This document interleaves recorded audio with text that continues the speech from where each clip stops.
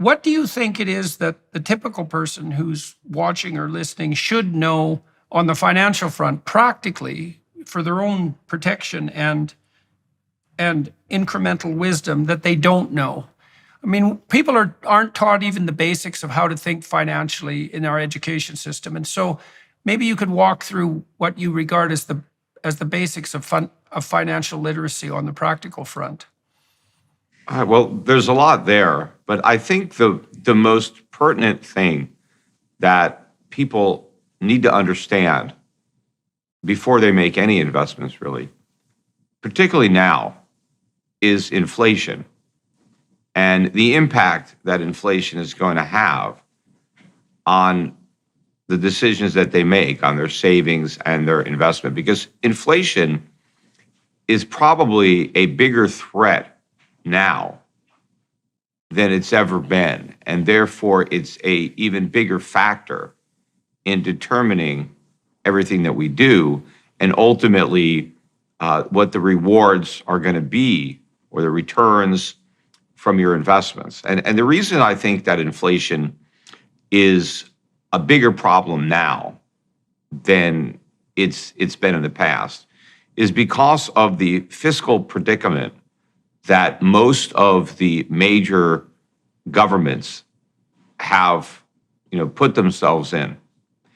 And the fact that all politicians, unfortunately, and this is a fatal flaw in democracy, is that politicians, first and foremost, care about themselves and their own political career and their own reelection. That's what they do for a living. They are career politicians. And so, like anybody else, they're concerned about perpetuating their career. And most people who are in politics, they really enjoy it. I mean, they like all the perks that come with it. You get a lot of respect if you're United States. You're a congressman, you're a senator. It's a career that a lot of people would aspire to. And once you get there, once you get to Washington, and I'm sure this is true in every country in Europe and all around the world, that you like it, right? You like the lifestyle, you like the prestige that comes with being a government official. So you want to stay there, right? Well, how do you stay in office? Well, you got to keep getting elected. In the United States, we get elections every 2 years, right? So politicians are very concerned about, the polls, and they're constantly got their finger in the air, seeing where the winds are blowing, and they don't want to say anything or do anything that might jeopardize their reelection. And of course, one of the most important things that you need to get reelected is you need a lot of money. You need to spend money on advertising, on television, which is expensive. And so you tend to cater to donors, whether it's a corporation or a union, anyone that can provide a lot of money. You need to do things that are in their interest. And so what is usually sacrificed by these politicians is the national interest. Doing what's right for the country is secondary to doing what's right for themselves. And also, in order to be successful as a politician, you have to be a really good liar. And that's probably why a lot of lawyers go into politics, because lawyers, they're paid to lie. I mean, you have to argue your client's case, even if you know they're wrong, right? And you have to put on a defense or whatever it is. And so lawyers are generally pretty good liars, and so they become politicians. Because if you're honest and you tell the truth, you're not going to have a career in politics. You're just not going to, even if you manage to get elected telling the truth, you're not going to stay in office telling the truth. So you got to lie. So here's the situation. So you've had decades of politicians buying their reelection by promising voters something for nothing. Because unfortunately, that's what a lot of voters want. They want something from the government. So if you're running for office, like I ran for office in 2010, I once in Connecticut. But all I promised was more freedom. I'm going to leave you alone. I'm going to repeal government laws, regulations. I'm going to leave you free to do what you want, and I'm not going to interfere with you.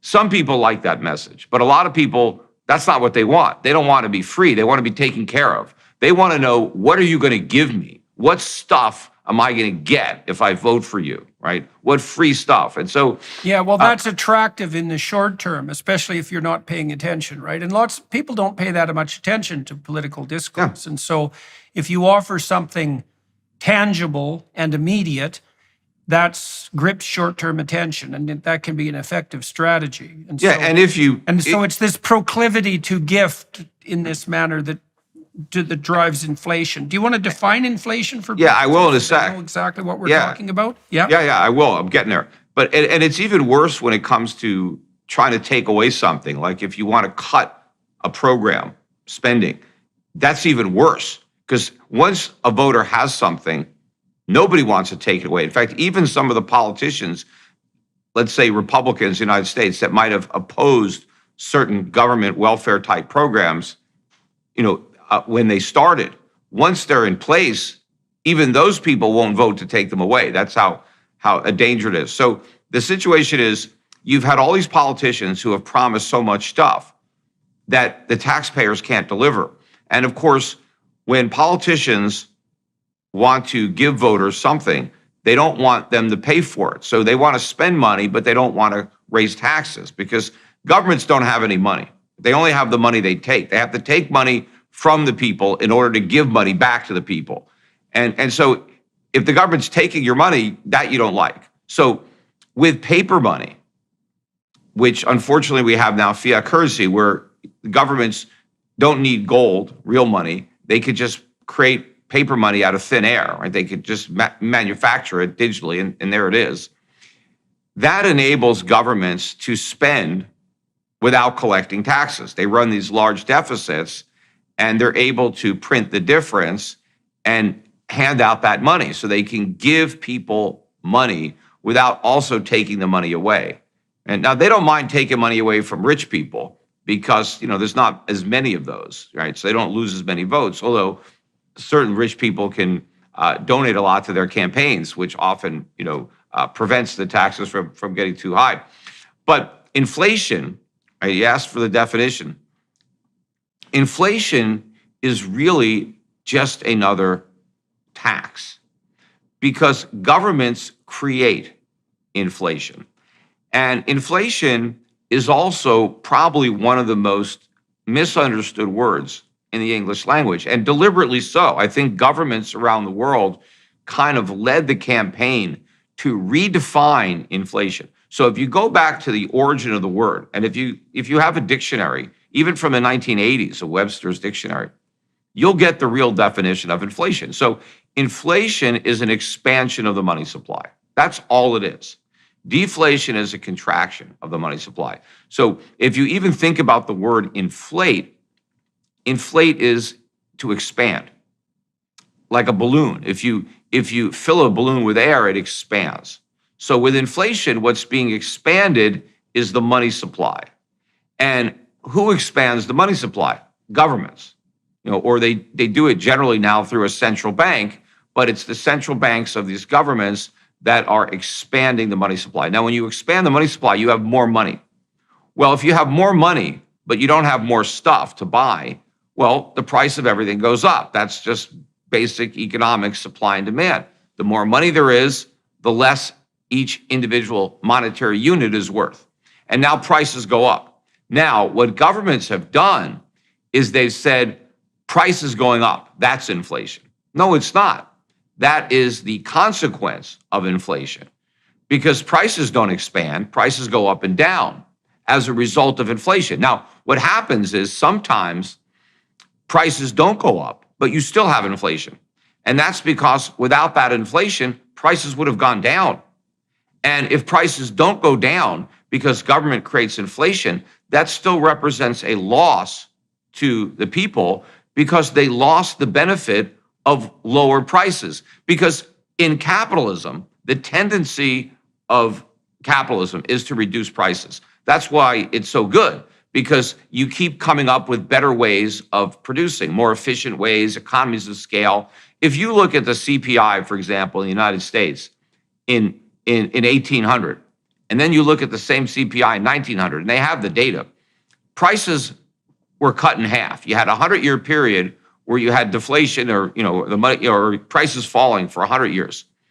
And that was a good thing. All the politicians now tell us that we need prices to go up, that we must have inflation, the way they define it, of 2% a year. Why? Why do prices have to go up every year? Why can't they go down every year? Isn't that better if stuff gets cheaper? If the cost of living goes down? Of course it is.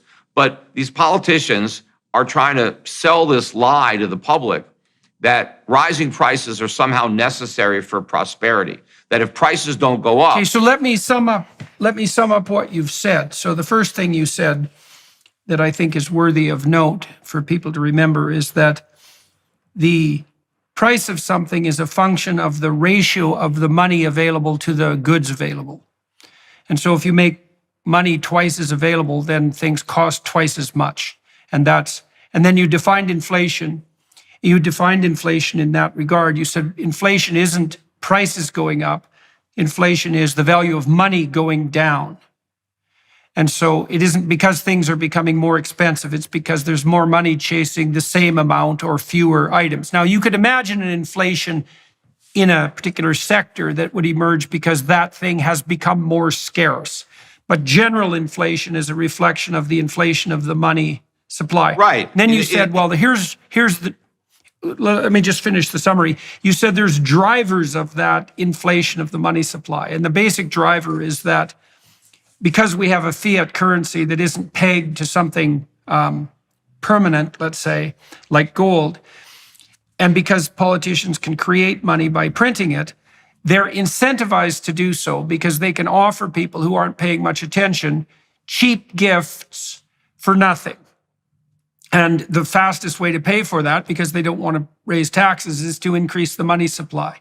And then you might say, and this is where we could bring this home to land, is, well, what's so bad about that is that we defer our expenses into the future. People get more free stuff from the government. There's a bit of a tax, that's the inflation tax, let's say, but all in all, the system works pretty well. But you started this whole discussion by saying the biggest threat to the financial integrity of people, individuals over the long run, is inflation. And so why does that pose the cardinal danger to long-term financial security and prosperity for people? Yeah, well, first of all, it's not working well. That is the problem. It worked much better when we had honest money. When we were on a gold standard, if governments wanted to spend money, they needed gold. And where did they get it? They had to collect taxes because they couldn't create the gold. It needed to be mined.